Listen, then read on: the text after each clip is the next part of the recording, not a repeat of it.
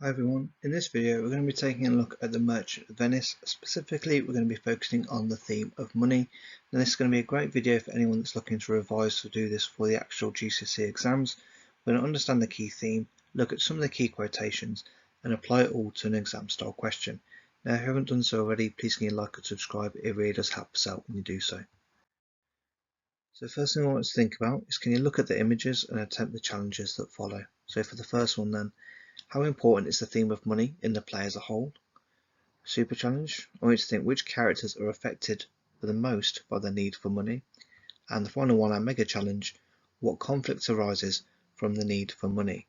If at any point during this video you want to pause it and go through it at your own time, please feel free to do so. If you have a comment or anything you'd like to share, please share it with us below as well. So within this video we're going to be going through the following things. So you're going to recall the importance of money in the play, understand the impact this has on some of the key characters, and then finally apply your understanding to respond to an exam style question at the end. So this is the question we're going to be focusing on then. So how has the theme of money been presented in the play The Merchant of Venice? You can see there we've got 30 marks and 4 marks for your AO4. So first thing I'd like to do, can you recall the characters that are affected by money within the play? If you think about the super challenge, what is the stronger theme in the play? Is it money or is it love? And the mega challenge, can you recall any quotations or key scenes where money has a large impact?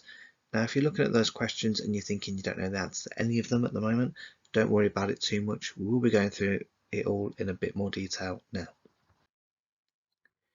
So the first thing I'd like to do is, can you look through the closed passage and fill in the blanks with the missing words or phrases? So it says then, money is the central theme in the play. The character blank must go to a blank called blank in the aim to borrow 3,000 blank, using blank name to help broker the deal. Driven by blank, Shylock agrees to lend the money under some blank conditions. Shylock states that a pound of that blank is thine. The court awards it and the law doth give it, if he is unable to blank the loan. So if you want to pause the video here and go through it at your own time, please feel free to do so. All of those words on the right hand side will help you to understand the full passage in complete detail. Now we're going to look at the completed closed passage on the left hand side then. So it says then, money is the central theme in the play. The character Bassanio must go to a moneylender called Shylock in the aim to borrow 3,000 ducats, using Antonio's name to help broker the deal. Driven by hatred, Shylock agrees to lend the money under some sinister conditions. Shylock states that a pound of that sum, say merchant's flesh, is thine. The court awards it and the law doth give it, if he is unable to repay the loan. So what I'd like to think about now is, can you recall any key quotations linked to the theme of money? If you're not too sure, we'll go through these in more detail now. Look at the quotation and work out the missing word or phrases. So, in Belmont is a lady blank left, and she is blank and blank, then that word. So all I'd like you to do is have a think what will go into the missing gaps there. Try and think about your knowledge of the play as a whole, who the character is, and what might go into the available spaces. Next one. To you blank I owe the most in blank and in blank, and from your love I have a blank to unburden all my plots and purposes, how to get clear of all the blank I owe. So again, just like with the same quotation we just looked at, I want you to think about what part of the play is this from. Also try and think what character is actually saying the words as well. Next we have, this house, these blank, and this same myself are yours, my lords. I give them with this blank, which when you part from, lose or give away, let it presage the blank of your love, and be my blank to exclaim on you.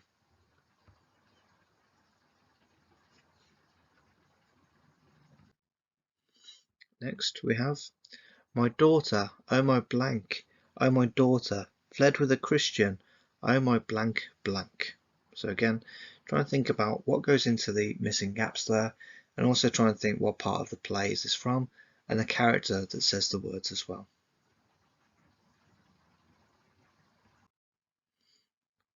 So next we have, There do I give to you and Jessica from the rich blank a special deed of blank.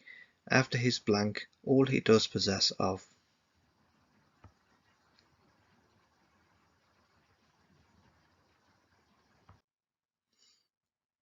Next, out upon blank. Thou torturest me, Tybalt. It was my blank. I had it of Lear when I was a blank. I would not have given it for a blank of monkeys.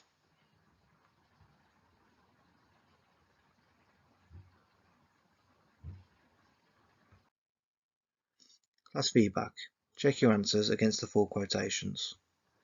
So for number 1, it says, in Belmont is a lady richly left, and she is fair, and fairer than the world. Act 1, Scene 1. Number 2, to you, Antonio, I owe the most in money and in love, and from your love I have a warranty to unburden all my plots and purposes, how to get clear of all the debts I owe. And again, that's from Act 1 and Scene 1. Number 3, this house, these servants, and this same myself are yours, my lord. I give them with this ring, which when you part from, lose, or give away, let it presage the ruin of your love. It be my vantage to exclaim on you.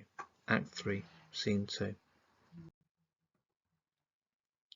So next we have, O my daughter, O my ducats, O my daughter, fled with a Christian, O my Christian ducats. Of course, that is spoken by Shylock. Number 5, there do I give to you and Jessica from the rich Jew a special deed of gift, after his death and all he does possess of. That's in Act 5 and Scene 1, so that's saying that Lorenzo and Jessica are going to have all the possessions owned by Shylock. And number 6, out upon her, thou torturest me, Tybalt, it was my turquoise. I had it off Lear when I was a bachelor. I would not have given it for the wildness of monkeys. So for me, this is a really interesting quotation. This is one about Shylock, and obviously most people interpret him as being this cold, bloodthirsty person. All he cares about is money and revenge. But we actually see here that he cares more about the fact that he had a ring, quite a common theme in the actual play when you think about it, and that he had it from his late wife. And losing that seems to have been the kind of worst slight that is made against him when his daughter leaves with the rest of his money and his jewels. Use your understanding of the key quotes to answer the question below. So number 1, is Bassanio only interested in Portia because she is wealthy? Number 2, what is the strongest motivation in the play? Money, love, or revenge? Try and justify your answer. Number 3, what is Shylock more upset about? Losing his daughter or all the money? Number 4, how does Portia view money? And number 5, how might Shakespeare's depiction of Shylock be considered discriminatory to a modern day audience? If you want to pause the video here and go through it at your own time, please feel free to do so. Class feedback. Check your answers against the ones below. So for number 1 then, although Bassanio sees Portia as someone who will solve his money troubles, he does refer to her as fair, which implies some level of attraction or of love. Number 2, this is debatable. I believe it is revenge. Without Shylock's desire to get back at Antonio, the loan would never have been agreed upon and the story wouldn't have been able to move forward. Number 3, is Shylock more concerned with money or his daughter? Well, we can see here it's probably more his concern for the money. It says, oh my ducats, which is the form of currency we're dealing with in this play. Number 4, now that she intends to marry Bassanio, Portia pledges her servants, her wealth, and property to him. So quite a bold statement she makes to declare her love. Number 5, Shylock is represented as a spiteful character fueled by nothing but greed and revenge. This feeds upon a stereotype believed by the audience at the time. Now it's important to note that during Britain, within this time, there wouldn't have been many Jews around, so it would have been a very kind of old-fashioned kind of stereotype that's kind of more like a myth than actually based on real life people that they would have experienced. So now what I'd like to do is look back at the exam question and attempt the challenges that follow. So again, the question says, how is the theme of money presented in the play The Merchant of Venice? The first thing I'd like to think about is how confident do you feel about the question now that we've gone through all of the quotations that could be used to answer and form a response. Super challenge, I'd like to look through the structure for the exam on the next slide.